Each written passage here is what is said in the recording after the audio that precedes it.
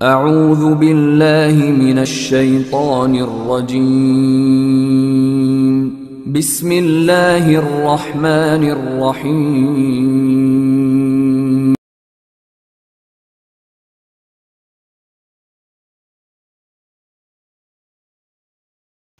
بیوی غیر محرم غیر مرد کی طرف کب اور کیوں جاتی ہے؟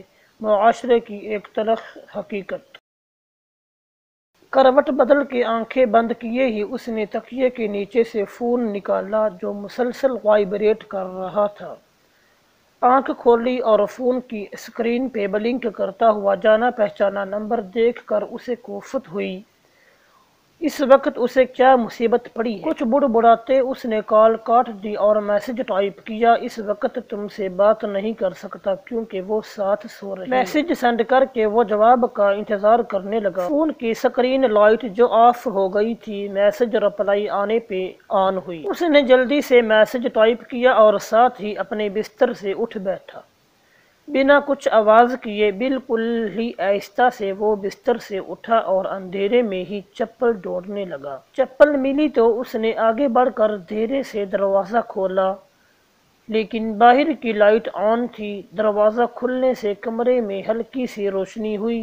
اس نے مڑ کے پیچھے دیکھا کہ کہیں وہ جاگ ہی نہ گئی ہو، پر جب بستر پر نظر پڑی تو بستر خالی تھا۔ یہ کہاں چلی گئی؟ اس کے دماغ نے کئی سوالوں کو جنم دیا۔ واش روم کا دروازہ بھی کھلا تھا۔ شش و پنج میں مبتلا وہ کچن کی طرف گیا، لیکن وہاں کی لائٹ بھی آف تھی۔ اگلے 15 منٹ میں اس نے پورا گھر چھان لیا لیکن اس کا کچھ پتہ نہ چلا۔ آواز دے کر پکارنے سے اجتناب کیا کہ کہیں ساتھ والے کمرے میں سوئی ماں جی کی آنکھ نہ کھل جائے۔ حیرانی ایک دم سے پریشانی اور غصے میں بدلی۔ اس کا فون دوبارہ وائبریٹ کرنے لگا۔ بڑی بے دلی سے کال کاٹ کے وہ ادھر ادھر دیکھنے لگا، سوچوں میں گم۔ ماں کی بات اس کے خیالوں میں گونجی، بیٹا آج کل تیری بیوی کے لچھن مجھے ٹھیک نہیں لگ رہے۔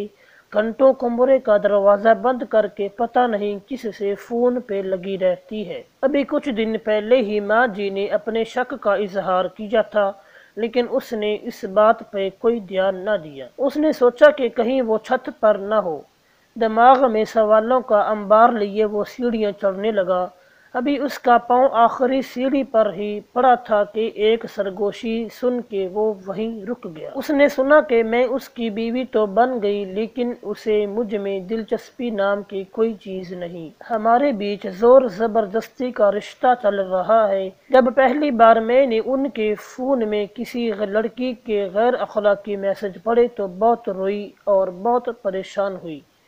دل کیا کہ ان سے کہوں کہ ایسا نہ کریں، لیکن ڈر گئی کہ کہیں غصے میں آ کے آگے طلاق ہی نہ دے دیں۔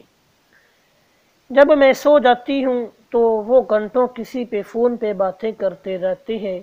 میں اپنے آپ کو اندر سے کھاتی رہتی ہوں، لیکن کتنی دیر برداشت کر سکتی؟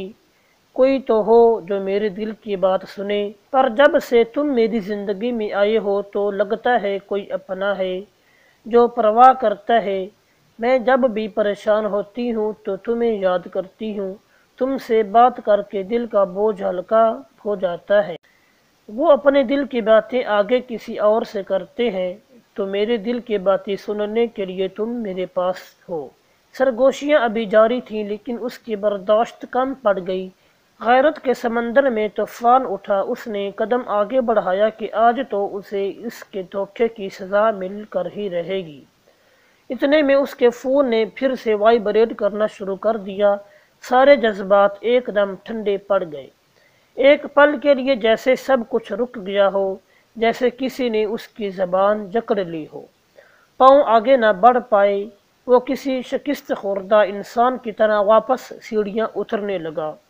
سرگوشیاں ابھی بھی کانوں میں پڑ رہی تھیں جو کلیجہ چھلنی کر رہی تھیں۔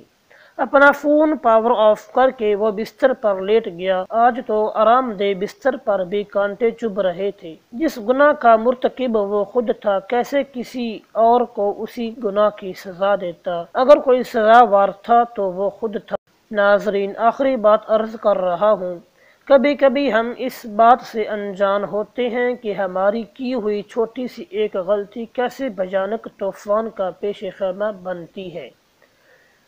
دوستو، آپ کو یہ ویڈیو پسند آئی ہوگی، اسے لائک کر دیں اور چینل کو ضرور سبسکرائب کر دیں۔